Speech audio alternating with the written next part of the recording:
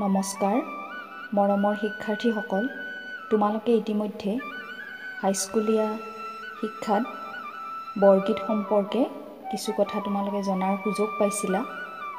বৰগীতনো কি, কেনেকৈ বৰগীতৰ আৰম্ভণি হৈছিল, গুৰু দুজনাই এই আমাৰ অমূল্য সম্পদ বৰগীতক কেনেদৰে আমাৰ বাবে সৃষ্টি কৰি থৈ গ'ল, বৰগীতৰ সংজ্ঞা, তাৰ বিশেষত্ব, অসমীয়া মানুহৰ কাৰণে বৰগীতৰ গুৰুত্ব, এই সম্পৰ্কে কিছু কথা জনাৰ সুযোগ পাইছিলা।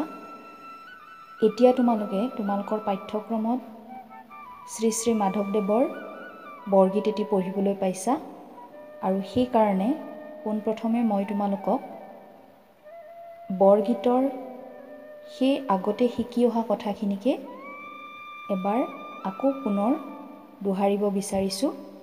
তোমালোকে মনোযোগেৰে কথাখিনি গ্ৰহণ কৰিবা বুলি আশা কৰিছোঁ। বৰগীত মহাপুৰুষ দুয়োজনাৰ অন্যতম অভিনৱ অৱদান। তোমালোকে ইতিমধ্যে পাঠটোকাত নিশ্চয় পঢ়িছা যে বৰগীতসমূহৰ বিষয়বস্তু 6টা ভাগত ভগাব পাৰি। সেয়া হৈছে পৰম পুৰুষ ভগৱানৰ অৱতাৰী লীলা, যশোদা আৰু গোপ গোপীৰ কৃষ্ণ বিদায়ত বিৰহ, সংসাৰৰ প্ৰতি বিৰক্তি, পৰমাৰ্থ, কৃষ্ণৰ চৌৰ্যক্ৰিয়া, কৃষ্ণৰ চল চাতুৰি।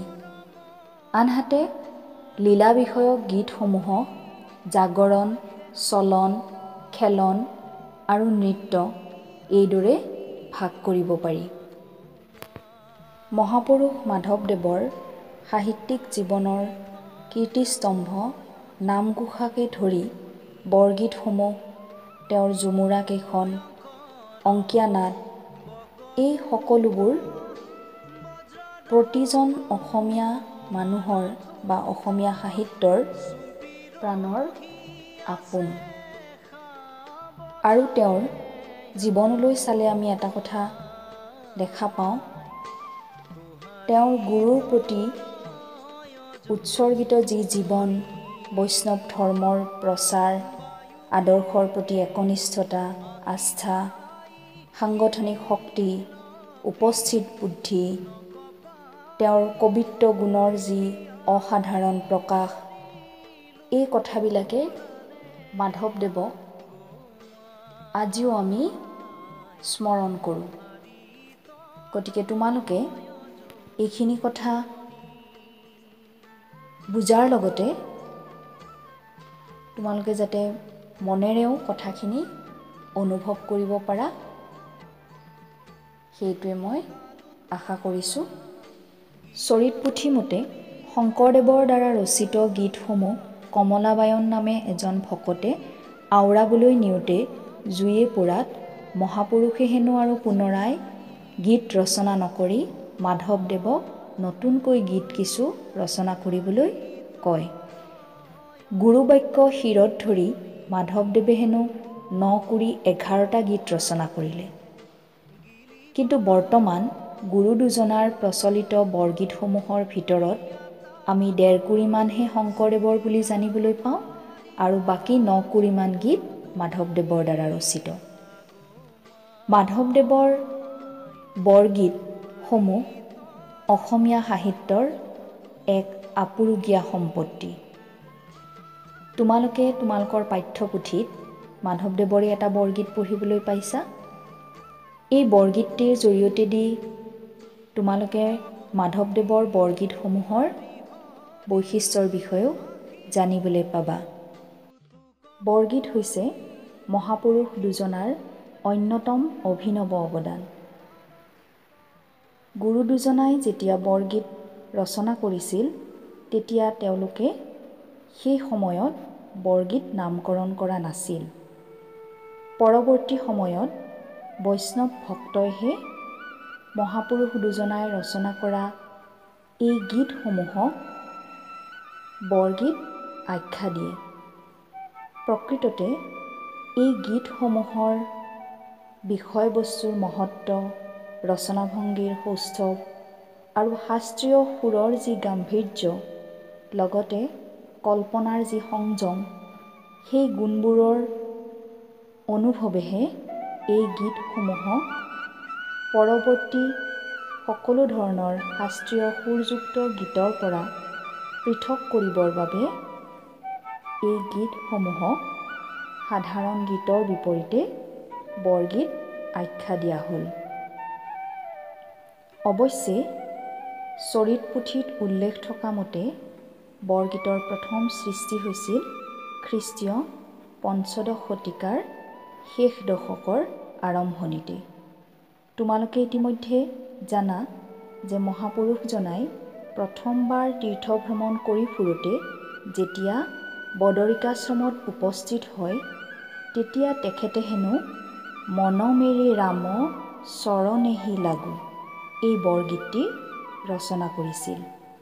সেই যে বৰগীতৰ অৰ্থাৎ গুৰু দুজনাৰ কথা মতে গীতৰ সৃষ্টি হ'ল, সেই গীতৰ মাজেৰে তেওঁলোকে প্ৰচাৰ কৰিব বিচৰা যি এক শৰণ ভাগৱতী ধৰ্ম সেই প্ৰচাৰৰ মূল ভেটি আছিল বৰগীত। এতিয়া আহোঁ মাধৱদেৱৰ বৰগীতৰ কথালৈ। মাধৱদেৱৰ বৰগীতসমূহ ভক্তিপ্ৰাণৰ মৰ্মস্পৰ্শী প্ৰকাশ। দাস্য আৰু বাৎসল্য এই দুয়োটা ভাৱৰে বৰগীত তেওঁ ৰচনা কৰিছিল যদিও বাৎসল্য ভাৱৰ গীত অধিক। আনহাতে মহাপুৰুষ শংকৰদেৱৰ বৰগীতসমূহত পৰমাৰ্থ আৰু বিৰক্তিভাৱৰ প্ৰাধান্য লক্ষ্য কৰা যায়। বিৰহৰ গীত দুই এটা নথকা নহয়, কিন্তু সংখ্যাত অতি কম। আকৌ মাধৱদেৱৰ এই দুয়োটা ভাৱৰ গীত আছে যদিও প্ৰধানকৈ তেওঁ বালক কৃষ্ণৰ চুৰি চাতুৰি খেলা নৃত্য জাগৰণ আৰু চলনৰ গীতৰ সংখ্যাহে বেছি। এই প্ৰসংগত ডক্টৰ বাণীকান্ত কাকতিয়ে এনেদৰে কৈছে, শংকৰদেৱৰ ৰচিত যিবোৰ গীত এতিয়াও আছে সেই আটাইবোৰেই প্ৰাৰ্থনাসূচক। মানৱ জীৱন দুষ্প্ৰাপ্য অথচ ক্ষণভংগুৰ আৰু মায়াময়। হৰিভক্তি মোহাচ্ছন্ন জীৱন সমুদ্ৰত ধ্ৰুৱতৰা। এয়ে নানা ভাৱ আৰু ভাষাত শংকৰদেৱৰ গীতবোৰৰ সাধাৰণ তাৎপৰ্য। মাধৱদেৱৰ ৰচিত গীত কেতবোৰতো এই ভাৱৰ পুনৰুক্তি আছে, কিন্তু তেওঁৰ বেছিভাগ গীততেই শিশুকৃষ্ণৰ বালক জীৱনৰ ৰং বিৰঙৰ চিত্ৰ ফুটি ওলাইছে। বাৎসল্য প্ৰেম মাধৱদেৱৰ ভক্ত জীৱনৰ সৰহ।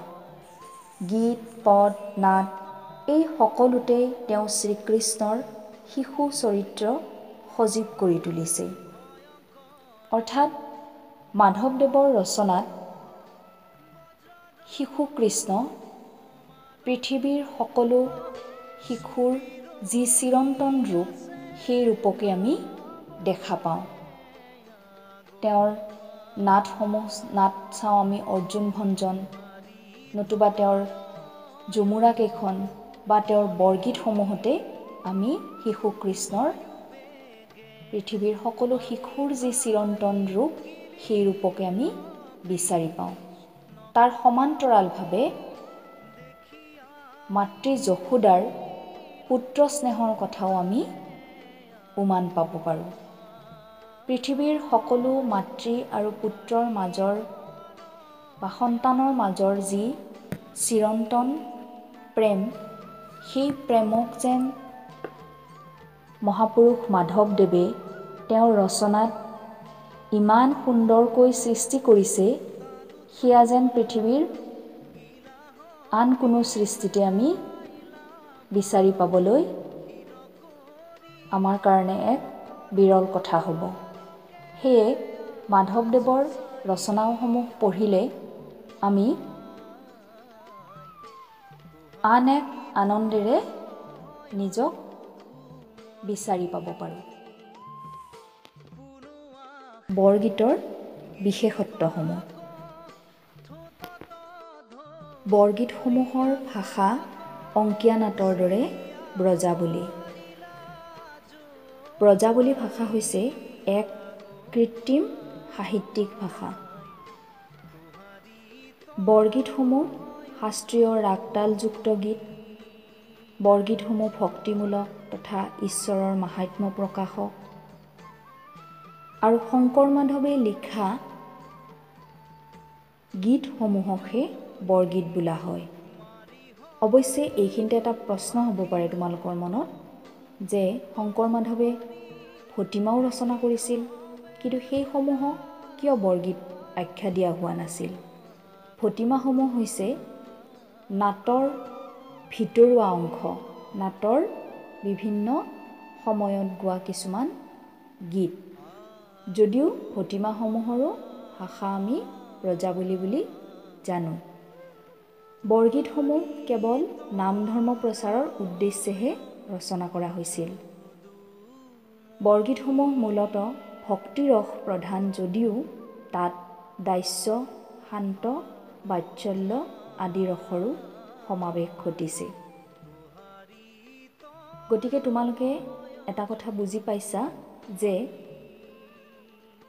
গুৰু দুজনাই ৰচনা কৰা এই উচ্চ মান বিশিষ্ট সাৱলীল ভাষাৰ স্তুতিমূলক তথা উপদেশপূৰ্ণ এই গীতসমূহ শাস্ত্ৰীয় ৰাগযুক্ত আৰু আধ্যাত্মিক ভাৱেৰে সংপৃক্ত। আৰু এই গীতসমূহ এই গীতসমূহৰ নিৰ্দিষ্ট গায়ন পদ্ধতিও আছে। এই গীতসমূহৰ ৰাগসমূহে নিৰ্দেশ কৰে এই গীতবোৰ কোন সময়ত গোৱা উচিত, আৰু সেই অনুসৰিয়ে গায়নসকলে এই গীতসমূহ গাই আহিছে।